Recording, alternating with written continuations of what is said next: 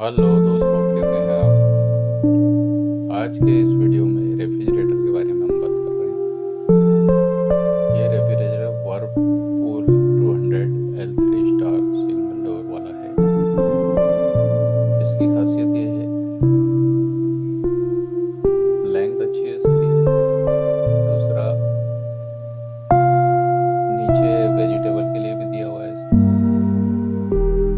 इसके अलावा 7 days of garden freshness रहेगा। 12 आवर्स मिल्क रिजर्वेशन है।